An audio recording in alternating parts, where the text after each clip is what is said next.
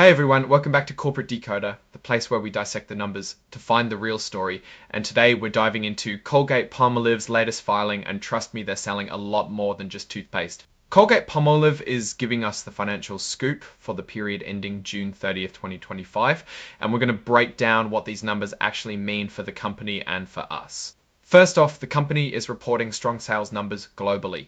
In the second quarter of 2025, worldwide net sales hit $511 billion, up slightly from $505.8 billion in the same period last year.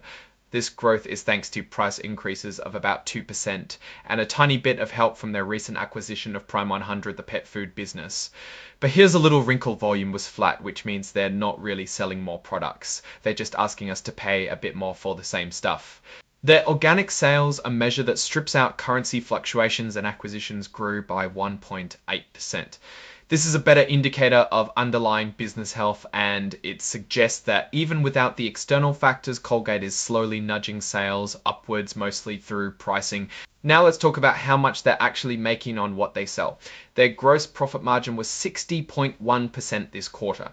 Remember, last year they had some charges related to something called the 2022 Global Productivity Initiative, which messed with the numbers a bit.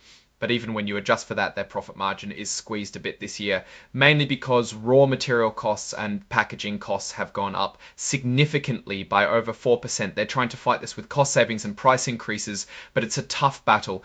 On the spending side, selling, general and administrative expenses went up a bit.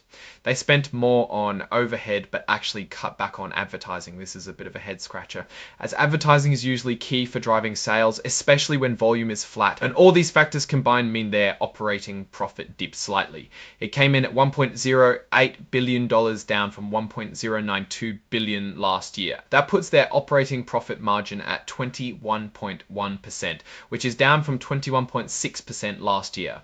So operations are a little less profitable than they were before. Let's look at their different business segments. Oral, personal and home care sales were up just a tiny bit at $3.954 billion. But again, flat volume and price hikes were the main drivers. Hill's Pet Nutrition, however, is showing better signs of life. Sales there increased by 3.8% to $1.517 billion. This segment seems to be doing better with actual volume growth, albeit small, and solid price increases. The Prime 100 acquisition is helping here too, adding a bit to their volume. Now let's break down those oral, personal and home care sales by region. North America saw a slight dip in net sales and a bigger drop in operating profit. They are blaming higher material costs and some insurance recoveries from last year. Latin America also saw sales drop, but that's mostly due to currency exchange rates working against them. Organic sales, though, did grow in Latin America, which is a positive sign. Europe and Africa, Eurasia showed growth in sales and operating profit, mainly due to higher advertising spending. The company also had to deal with some significant legal issues. There's a big one involving ERISA, or the Employee Retirement Income Security Act. Basically, there was a lawsuit about how retirement benefits were calculated, and it cost them quite a bit. They recorded a $65 million charge in this quarter related to that. They settled the case for an amount equal to those charges, so it looks like that particular headache is mostly over, but it did impact their results this quarter. Despite these operational challenges and legal costs, earnings per share on a diluted basis actually managed to go up to 91 cents from 89 cents last year. This is largely because the company is buying back its own stock, which reduces the number of shares outstanding and artificially boosts earnings per share. Speaking of buying back stock, they've been actively repurchasing shares under a massive $5 billion program they approved. This is a common strategy for mature companies to return value to shareholders, but it also means less money is available for other investments. One thing that's interesting is the other comprehensive income section. They saw a significant gain from cumulative translation adjustments of $200 million this quarter. This is essentially profit or loss from changing currency values on their international operations. It's good to see a gain here, but currency fluctuations can also cut the other way. Now let's look at the cash flow statement. Cash from operations decreased this period. This is partly due to changes in how they manage things like inventory and accounts payable. They spent $232 million on capital expenditures, which is pretty much in line with last year.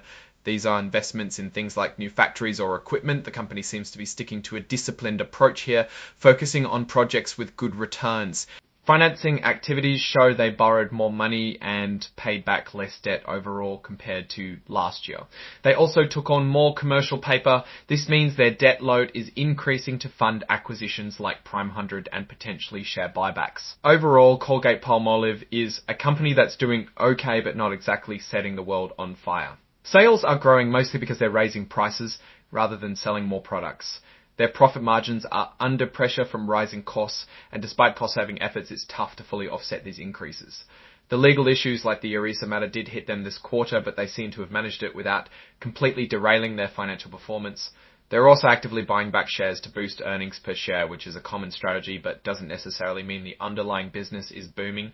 The pet nutrition segment is a bright spot showing actual growth, so that's definitely a segment to watch. However, the reliance on price increases across much of their business and the flat spot showing actual growth, so that's definitely a segment to watch. However, the reliance on price increases across much of their business and the flat volumes in key areas might be a concern for long-term sustainable growth. They are a classic example of a mature company managing for steady returns. They're not a high growth story, but they are a consistent performer in a very competitive market. So what's my final take? Colgate-Palmolive is a well-run company that knows how to navigate challenging economic times and maintain its market position. However, the story here isn't one of explosive growth, but rather steady management and incremental gains, often driven by price adjustments rather than sheer volume expansion. The acquisition of Prime 100 is a smart move into a growing market, and that segment's performance will be key to watch. But overall, they appear to be a solid, albeit not spectacular, investment in the consumer staples space. Alright, that's our breakdown of Colgate-Palmolive's latest results. What are your thoughts on their strategy and financial performance? Let me know in the comments below.